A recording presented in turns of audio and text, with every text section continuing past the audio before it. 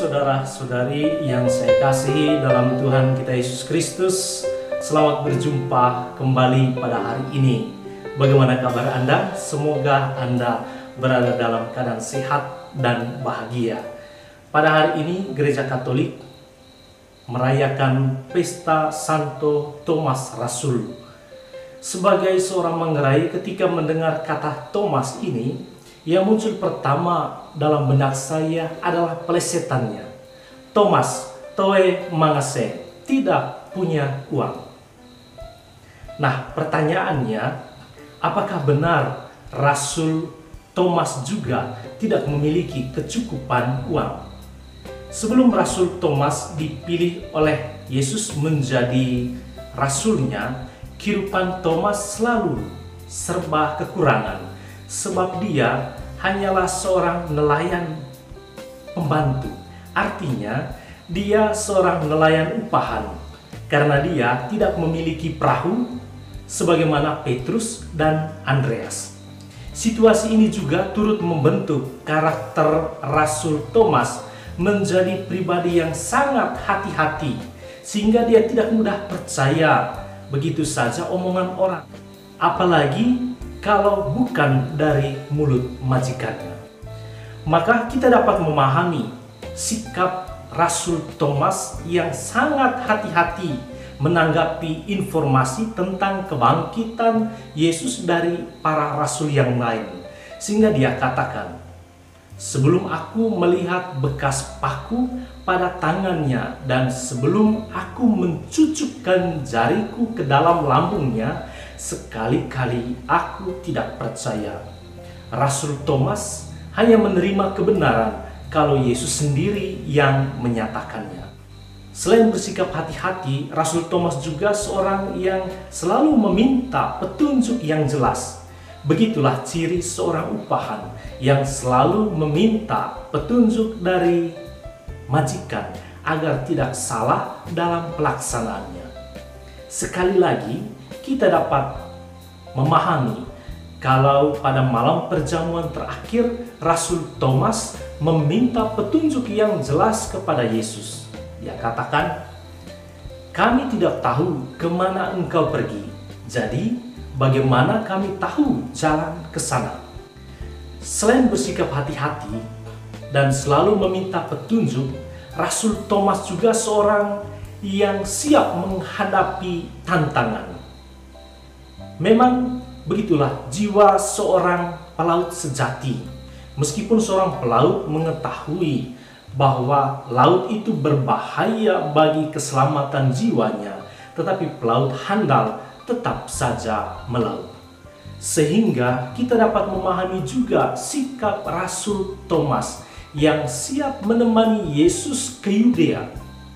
Ayo, kita pergi juga, biar kita mati bersama-sama dengan dia, kata Rasul Thomas. Waktu itu Yudea memang cukup ganas seperti gelombang laut, karena orang-orang di Yudea sebelumnya mau melempari Yesus dengan batu. Bapak Ibu saudara-saudari yang saya kasihi dalam Tuhan kita Yesus Kristus, dari karakter Rasul Thomas yang serba hati-hati, selalu meminta petunjuk yang jelas dan siap menerima tantangan, kita dibantu untuk melihat kemanusiaan dan kealahan Yesus ketika Thomas mengatakan di hadapan Yesus, "Ya Tuhanku dan Allahku." Selain itu, kita juga dibantu untuk memahami Yesus sebagai jalan, kebenaran, dan hidup. Bahkan dari kesaksian hidup Rasul Thomas yang pada akhir hidupnya wafat sebagai martir, hati kita digugah bahwa kebahagiaan sejati seorang pengikut Kristus kalau kita setia memikul salib kita masing-masing dan mengikuti Yesus. Pada titik inilah Rasul Thomas mengajarkan kepada Anda dan juga kepada saya bahwa situasi Thomas toe mangaseng tidak punya uang pada masa pandemi COVID-19 ini bukanlah halangan bagi kita untuk mengungkapkan kasih. kita diminta untuk tetap melakukan Thomas Toto Momang Ata Setuun, mengungkapkan kasih yang sebenarnya kepada sesama dan juga kepada Tuhan. Jaga jarak fisik boleh, tetapi jaga jarak kasih jangan. Bapak Ibu Saudara-saudari yang saya kasih dalam Tuhan kita Yesus Kristus, dalam Injil Yohanes yang kita dengar atau yang kita baca pada hari ini, Rasul Thomas disebut juga Didimus. Didimus berarti kembaran. Pertanyaannya, siapakah kembaran dari Rasul Thomas tersebut?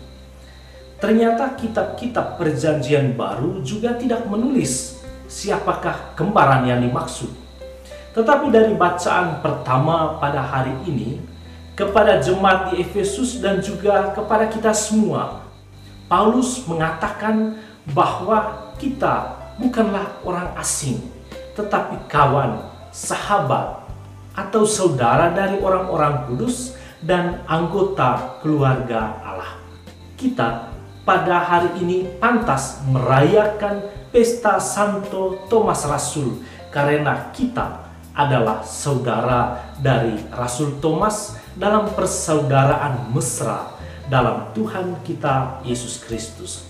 Oleh sebab itu, si Didimus, kembaran dari Santo Thomas, bukanlah siapa-siapa, tetapi Anda dan juga saya.